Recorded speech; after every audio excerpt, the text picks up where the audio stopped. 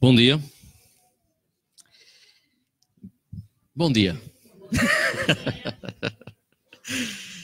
É bom estar convosco novamente e depois deste período de férias de alguns, voltarmos a estar juntos. Antes de iniciarmos a mensagem, vamos ter uma palavra de oração, falar novamente com Deus, como costumamos fazer a cada hora, a cada instante, e voltemos a fazê-lo agora. Senhor Jesus, queremos te agradecer pela oportunidade que temos de, no meio da vida atarefada, podermos estar juntos a ouvir a tua palavra. É um privilégio imenso. Queremos te agradecer pela palavra em si, o acesso a ela, mas também queremos agradecer pela oportunidade de estarmos aqui juntos e em comunhão a podermos refletir e meditar sobre ela. Muito obrigado, Pai. Espírito Santo vai falar com cada um de nós, comigo, em primeiro lugar, com os restantes, e que possamos sair daqui diferentes do como entramos.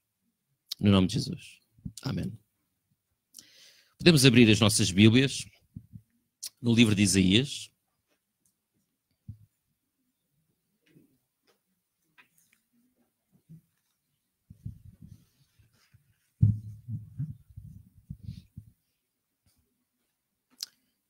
E podemos deixá-la aberta aí no capítulo 1. E já prosseguiremos na sua leitura. Não sei se alguns de vocês que, imagino, alguns de vocês devem ter regressado de férias. E se calhar as casas ainda estão um pouco desarrumadas, sacos por todo lado, coisas que faltam por arrumar. Coisas fora do sítio, quem gosta de praia, areia por todo lado. E há um fenómeno que acontece, seja nesta altura, seja, por exemplo, quando estamos a mudar a roupa de verão para inverno, ou vice-versa, ou em momentos muito atarefados, nós às vezes queremos encontrar determinadas coisas e não conseguimos. E é exatamente quando nós não as queremos encontrar, é que as encontramos. É um fenómeno muito comum, que nos deve acontecer em média, que é umas largas vezes por ano, e talvez agora este período de regresso de férias possa ser também um desses mesmos, mas dessas mesmas alturas. Quando nós queremos encontrar alguma coisa, e somos intencionais às vezes ao fazê-lo, não a alcançamos, e é exatamente quando não estávamos a pensar nisso, que a encontramos. Este fenómeno do cotidiano, na nossa cultura atual, acaba por ser um pouco mais sério a respeito de um outro assunto. Por exemplo, é um hábito que hoje em dia me parece que o nosso contemporâneo tem, que é de a todo custo encontrar a felicidade. E se calhar porque tomou como objetivo de encontrar a felicidade, não encontra. Porque a felicidade não é uma coisa que se procura em si. É uma coisa que se recebe indiretamente a partir de outros lados. Então esta nossa cultura às vezes parecem pessoas a procurar intencionalmente algo que não encontram. Estão de tal modo focadas naquilo que acabam por perder. O tema de hoje não é felicidade, nem encontrar coisas que nós perdemos. O tema de hoje continua a ser a adoração. E também na adoração isto acontece. Às vezes os caminhos naturais para adorarmos a Deus, os caminhos diretos, podem não ser os mais eficazes. E muitas vezes, quando nós estamos a realizá-los, perdemos exatamente aquilo que pretendíamos alcançar, que era ou que seria adorar a Deus. Também na adoração, por vezes, quando talvez não, tenho certeza, devido ao pecado humano, devido ao nosso afastamento natural de Deus, acabamos por achar que estamos a adorar e não o fazemos. E é exatamente às vezes por caminhos indiretos, quando não estávamos à espera, que efetivamente estamos a adorar a Deus. Por enquanto isto está assim meio nebuloso, não é? Então eu gostaria que nós lêssemos aqui o livro de Isaías, o capítulo 1, para perceber exatamente o que é que nós estamos a falar. E vamos ler a partir do versículo 11.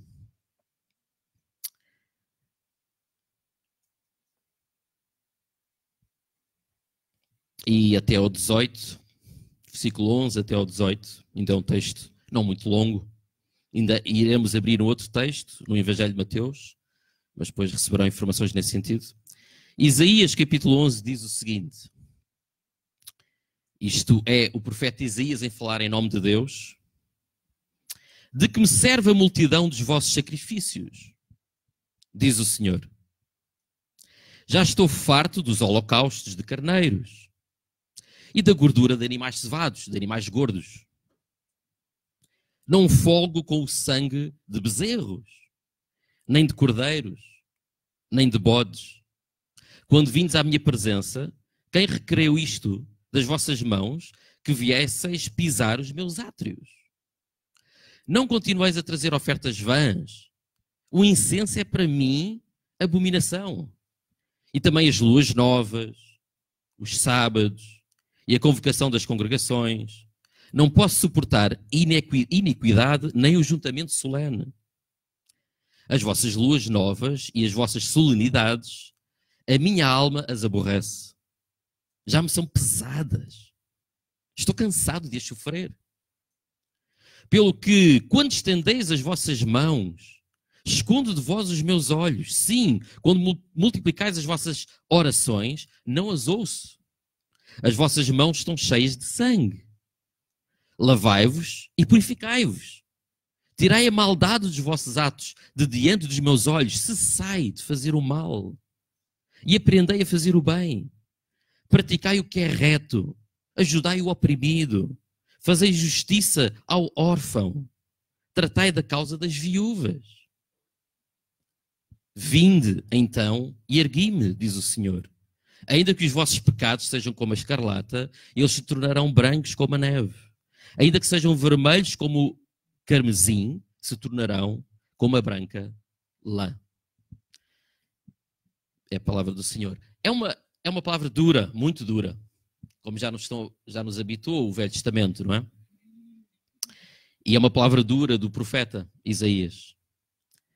Aqui temos um momento específico da cultura do povo de Deus, em que, apesar de o caminho tradicional, normal, traçado para a adoração, não estava a ter o efeito que se pretendia. Os caminhos naturais, que não foram inventados pelo povo de Deus, foram estabelecidos por Deus, esses caminhos tradicionais, não estavam a cumprir o objetivo para o qual eles foram concretizados e instituídos no povo. E Deus reclama exatamente acerca disso. Por vezes, e nós estamos muito habituados a falar acerca disso, não é? A diferença talvez entre religião e intimidade, entre religião e autenticidade, seja este problema. O ritual é fundamental. O ritual ajuda-nos, é um comportamento, é um ato, é algo que nós fazemos com o corpo, que nos ajuda a mentalizar acerca de uma verdade que está acima do nosso corpo, está acima da matéria, uma verdade espiritual. Mas por vezes, quando esse ritual é cumprido de várias vezes seguidas, repetidamente, ele entra no hábito. E nós perdemos a raiz pelo qual nós estamos a fazer a coisa. E por vezes passa a ser o objetivo em si mesmo. Estas festas, que nós vamos ver aqui uma por uma, estas festas, este cumprimento da lei que o povo estava a fazer, de facto eles faziam-no. E faziam-no bem. Bem no sentido da concretização material. O problema é que o povo não entendeu que todas estas formas tradicionais de adoração e de cumprimento de algumas obrigações revelavam outra coisa, uma outra dimensão por detrás das mesmas. E eles perderam o foco disso. Eu imagino que este mesmo povo, nesta mesma altura, Se por acaso encontrasse alguém que não estivesse a celebrar o sábado, a celebrar a lua nova, a celebrar as outras solenidades, isto é, as outras festas anuais que os judeus tinham, provavelmente eles seriam os primeiros a apedrejar aquela pessoa. No sentido de, estas pessoas não estão a cumprir este caminho que tem de ser realizado para a adoração. Mas não entendiam que eles próprios, ao fazê-lo, não estavam, na verdade, a adorar a Deus. Porque provavelmente, a adoração que Deus nos exige não tem a ver propriamente com Ele. Não tem a ver com Deus. Tem a ver com outras coisas. E é disso que nós queremos falar aqui hoje. É curioso que neste texto de Isaías nós temos dois aspectos unidos num só.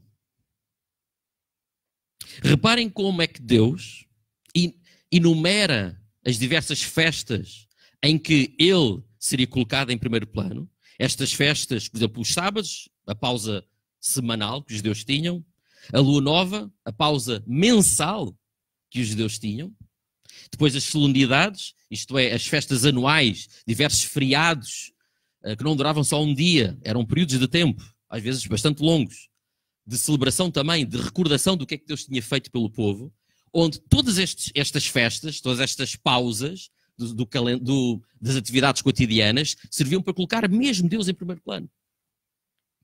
Portanto, eram formas de adorá-lo. Mas também nestas festas, obrigatoriamente, existiam holocaustos. Isto é, sacrifícios de animais eram feitos, tal como tinha sido instituído no Velho Testamento, como forma de perdão dos pecados.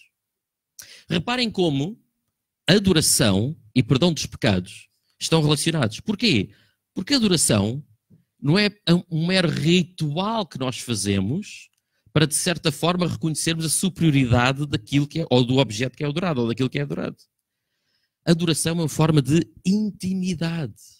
É uma forma de relação. A adoração é relação. E por isso é que neste texto, Deus coloca tudo no mesmo saco, festas de adoração e, ao mesmo tempo, os holocaustos que eram realizados nessas mesmas festas.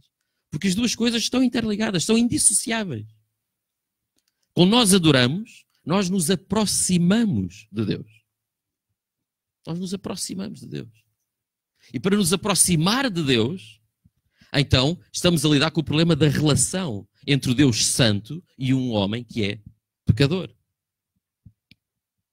A cada festa, e normalmente nestas festas, nestas celebrações, o holocausto também era realizado. Mas tanto uma como a outra, como eram cumpridos de forma meramente formal, não estavam a alcançar o objetivo proposto. Por acaso, olhando aqui para o texto, nós às vezes, enfim, na cultura atual, refila-se, por exemplo, a cultura portuguesa tem muitos feriados. O povo judeu tinha muitos feriados. Era um povo que celebrava. Era um povo que fazia festa. Fazia mesmo festa. Paravam semanalmente, paravam mensalmente, não é? Isto não lhes bastava. Tinham muitas outras que acrescentavam ao calendário anual. Parar para adorar. Não é fácil. Na nossa cultura, onde nos obriga a um corre-corre constante, é muito comum nós seguirmos o caminho tradicional da adoração sem percebermos, sem olharmos para dentro e percebermos o que é que nós estamos a fazer. Com certeza vocês já se aperceberam, algumas vezes em que estão aqui a cantar, e parece que a música decorre como de forma automática, da nossa boca.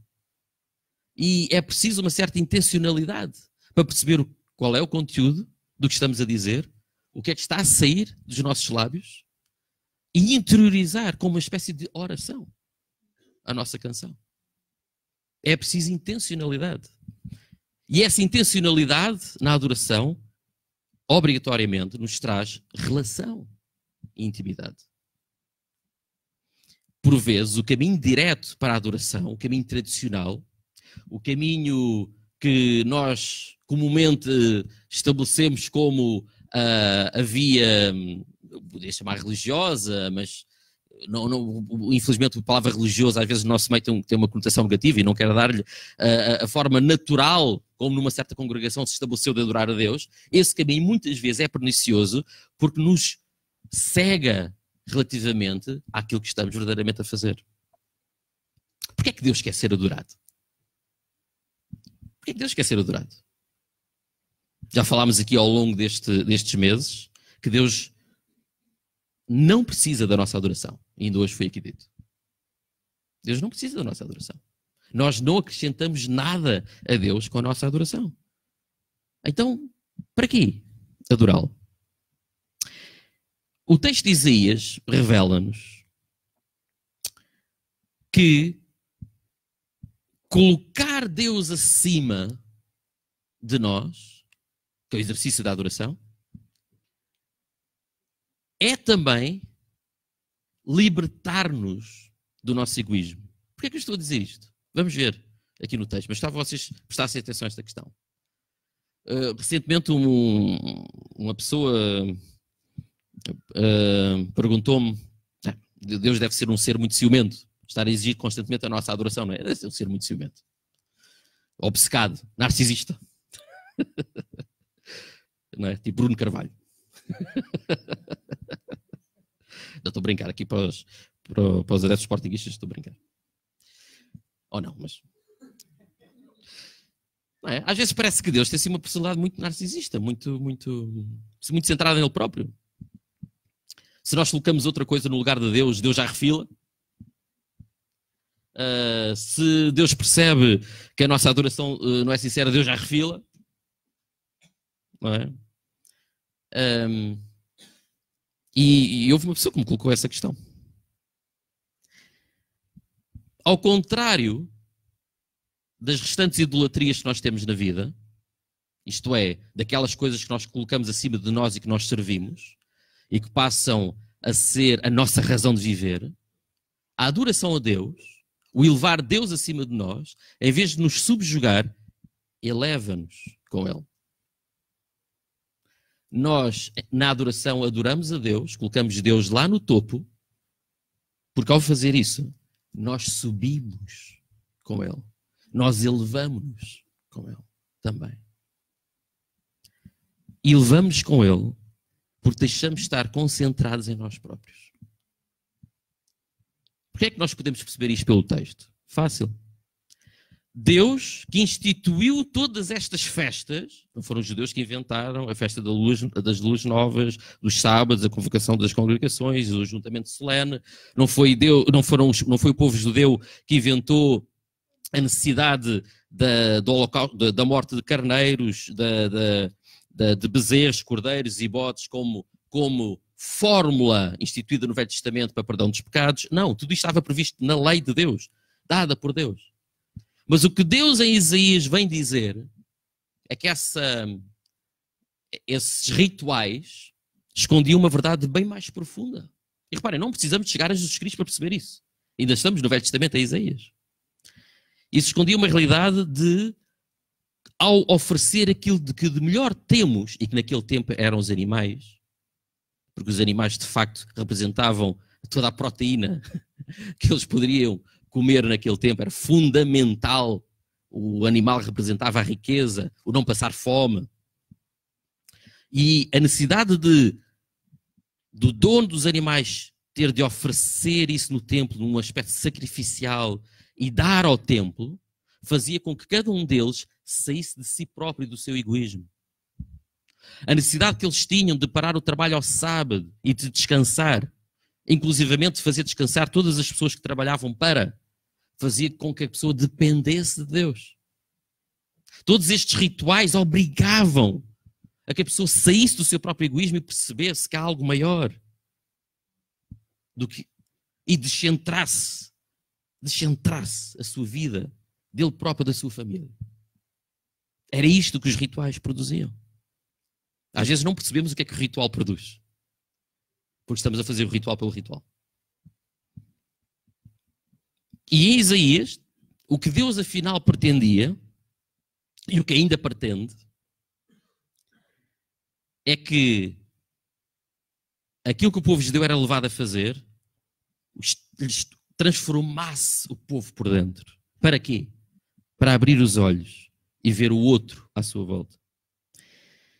No versículo 17, logo no versículo 16, diz: lavai-vos e purificai-vos, tirai a maldade dos vossos atos diante dos meus olhos, cessai de fazer o mal.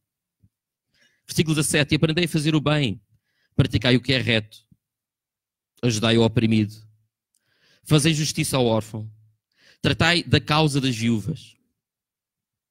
O próprio Deus que instituiu todos aqueles rituais como forma de perdão de pecados, é o mesmo Deus que vem dizer: ouçam, podem parar já de fazer isso.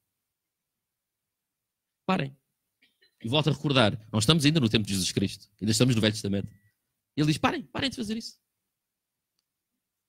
Têm de recomeçar do zero. Têm de perceber por que razão é que estamos a fazer estas coisas.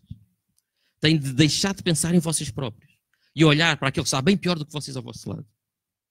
Da viúva, do órfão. A viúva e o órfão, no sistema económico daquele tempo, viviam uma autêntica mendicidade. Não tinham formas de subsistência. As pessoas estavam no fundo da tabela económica daquele tempo.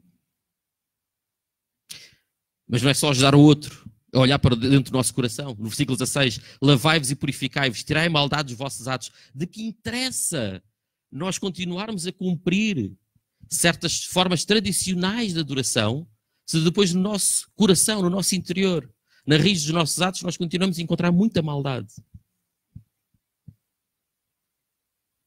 As formas tradicionais de adoração são meios para a nossa transformação, meios para o nosso interior possa ser mudado.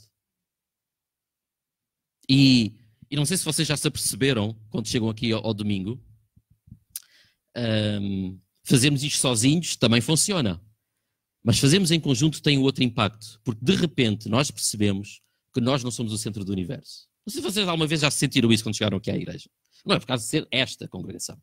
É o ato em si. De repente nós percebemos, reparem, somos ainda alguns, estamos aqui virados para algo que não somos nós próprios, não é? Estamos virados aqui para uma cruz, para letras de músicas, não é? Que têm um certo conteúdo, e de repente percebemos: eu não sou o centro do universo. E só este ato em si pode nos fazer despertar para perceber isso. A adoração a Deus, colocar Deus acima de todas as coisas, faz-nos perceber que nós não estamos lá no topo, mas ao mesmo tempo, não nos esmaga. Liberta-nos para olhar à nossa volta, em liberdade, e perceber outras realidades nas quais nós podemos intervir e ajudar. Quase que Isaías está a dizer que as formas tradicionais de adoração podiam ser substituídas pela ajuda ao outro. É o que o texto está a dizer. As formas tradicionais de adoração podiam ser substituídas pela ajuda ao outro. Vamos abrir em Mateus 25. Um texto complicado, polémico até.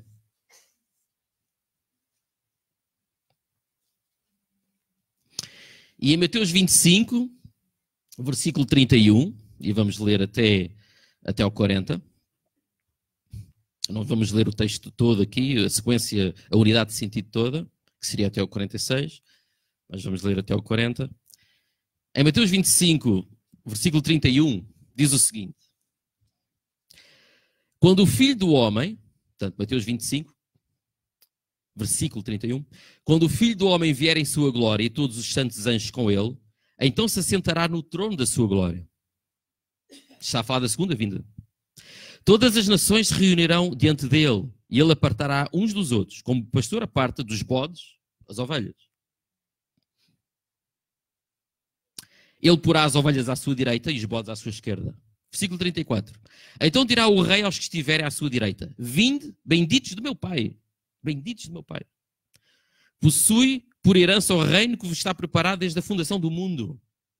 Pois tive fome e me destes de comer, tive sede e me destes de beber, era forasteiro e me hospedaste, estava nu e me vestiste, estive enfermo e me visitaste, preso e foste ver-me.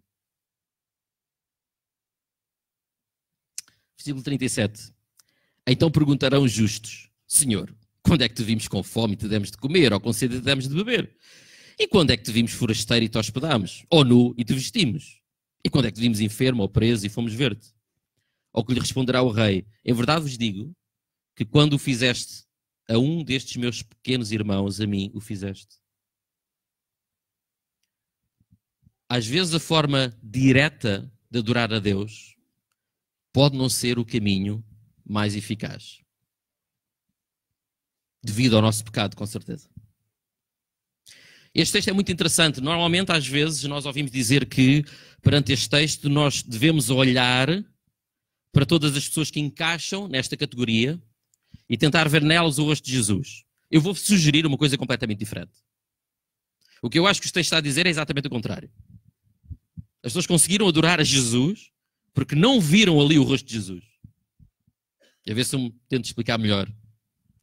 Foi precisamente porque não estavam a fazer aquilo como uma espécie de obrigação. Eu tenho que ser boa pessoa, eu tenho que ficar nas boas graças com Deus, então eu vou ajudar este pobre coitado, porque é como se eu estivesse a ajudar Deus. Foi precisamente porque as pessoas não viram isso e não tiveram essa atitude. Foi precisamente porque as pessoas, ao ajudar aqueles seres humanos, estavam a ver o ser humano, não Deus. Estavam a ver o ser humano. É que adoraram Deus. Celebrar a humanidade, a verdadeira humanidade que brota da imagem e semelhança pelo qual nós fomos criados, é uma forma de adorarmos a Deus. E às vezes esquecemos disso. Às vezes somos tão concentrados nas formas tradicionais de adoração que nos esquecemos das pessoas à nossa volta. E eu volto a enfatizar este aspecto do texto. Não sei se será bom vermos o rosto de Jesus nas pessoas à nossa volta. Porque isso pode nos fazer cometer o erro de estarmos, no fundo, a fazer aquilo não à pessoa, mas a Deus. E aqui neste texto, os justos conseguiram adorar Jesus Cristo, precisamente porque não o viram ali. Eles viram a pessoa.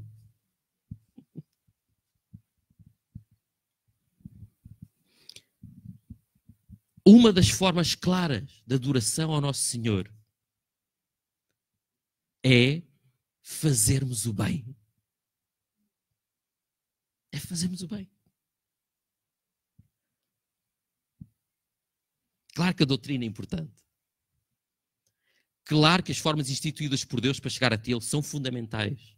Mas não podemos esquecer de vista que esta é, sem dúvida, uma forma de adorar a Deus.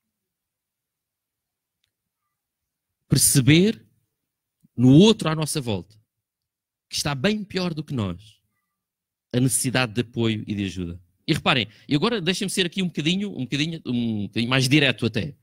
Eu não estou a falar de cada um de nós se sentir na posição, aliás, se vocês ouvirem esta mensagem, se sentirem na posição do fraco e do oprimido, eu acho que falhei. Aliás, não acho, tenho certeza, falhei. Se vocês ouvirem esta mensagem, se consideram na posição do fraco e do oprimido, eu falhei já. Porque a forma como Isaías, a forma como Deus fala dos problemas, não é? Da viúva, do órfão. Eu não estou a dizer que não hajam viúvos e órfãos aqui, no sentido figurado. E a forma como Jesus Cristo fala daqueles que precisam de ser vestidos, que passam fome, etc. Sinceramente, estamos a falar de uma realidade, regra geral, bem mais profunda do que os problemas que às vezes nós passamos na nossa vida. Eu não estou a falar de todos, nem estou a colocar todas as situações dentro da mesma categoria. Mas é bom também nos descentrarmos. Não é? Às vezes, ir ao hospital tem um certo efeito positivo no sentido em que vemos pessoas piores do que nós. Não é? E chegamos lá a pensar, vou ter prioridade de certeza. Depois vemos uma série de pessoas piores do que nós. Adorar a Deus significa sacrificar-nos em prol das pessoas esquecidas e que ninguém quer saber. Às vezes até a igreja. A igreja no sentido da cultura, da sociedade. Sacrificar o tempo em prol do Jesus que está escondido por aí. Vamos voltar a Isaías, para terminar. Isaías 1.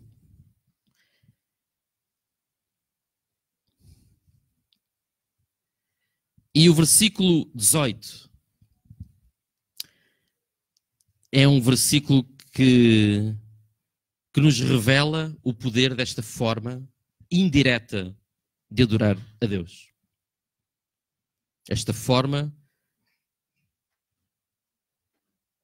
que nos leva a ver os outros à nossa volta e olhar para a situação de cada um, perceber onde anda a injustiça, perceber onde estão de facto os reais excluídos da sociedade, etc. Faz-nos perceber que é uma forma de adoração poderosa. E porquê? Porque no versículo 18, Deus diz a partir do profeta Isaías que ao tirar a maldade, no versículo 16, vou agora citar o versículo 16 para depois terminar o versículo 18, ao tirar a maldade diante dos olhos de Deus, ao cessar de fazer o mal, ao praticar o bem, ao ajudar o oprimido, ao fazer justiça ao órfão, ao tratar da causa das viúvas, o que vai acontecer é que no versículo 18 Deus promete que também os seus pecados serão apagados. E agora vocês dizem, então mas isto não é salvação pelas obras? E aqui é que, se nós não entendermos o que é a adoração, é dificilmente nós perceberemos isto. Sim, seria salvação pelas obras se nós o fizéssemos para alcançar a salvação. E aí é que está o problema. Mas isso não é a verdadeira forma de adoração. A verdadeira forma de adoração é que o fazemos de forma totalmente desprendida, até de alguma razão de vida eterna. E aí sim é que estamos a adorar verdadeiramente a Deus através deste ato. Deus está aqui a dizer que, ouçam, parem de fazer os sacrifícios, parem de continuar as festividades que eu próprio instituí e façam isto. E qual é a promessa? Versículo 18. Ainda que os vossos pecados sejam como a escarlata, eles se tornarão brancos como a neve. Ainda que sejam vermelhos como o carmesim, se tornarão como a branca lã. Quando nós nos descentramos, quando nós percebemos, saímos e tiramos o nosso ser do pedestal, do centro da nossa vida, algo no reino espiritual acontece. Algo no reino espiritual acontece. Isto é exatamente o oposto da salvação pelas obras, deixa-vos dizer. Porque para conseguir fazer isto, sem esperar alguém em troca, ou porque esperamos alguém em troca, é preciso estarmos firmemente convencidos de que neste processo de adoração eu já não sou o centro, então já nem estou preocupado com a minha salvação. Porque eu já não sou o centro. E por isso me liberto para o outro. Liberto-me para o outro, porque já não se trata acerca de mim nem da minha salvação.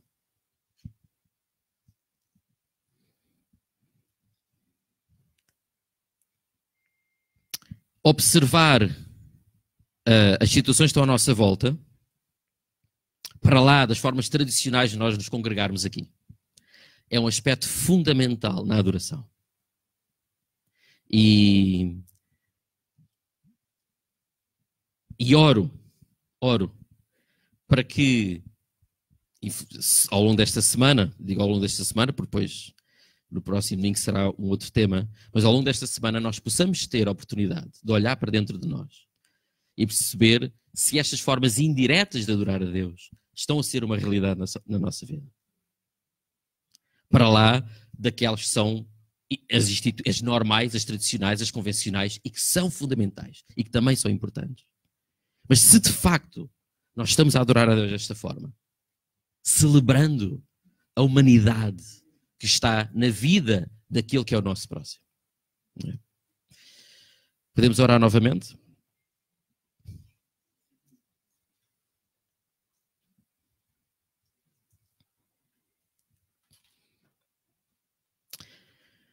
Paizinho, dá-nos o teu olhar. Dá-nos o teu olhar, Senhor. Ajuda-nos a seguir o teu próprio exemplo. De que, pedindo, exigindo mesmo, adoração a ti, tu demonstraste que o caminho era descer e morrer na cruz.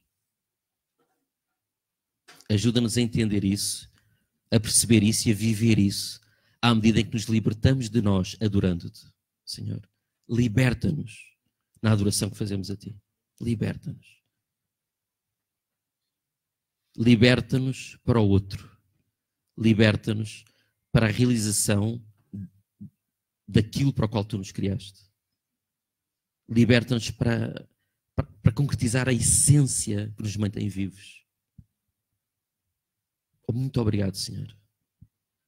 Não só pelo Teu sacrifício, mas por continuamente Tu nos chamares a Ti em adoração. Para que à medida deste processo nós possamos perceber que não se trata acerca de nós. Não se trata acerca de nós, Senhor. No nome de Jesus. Amém.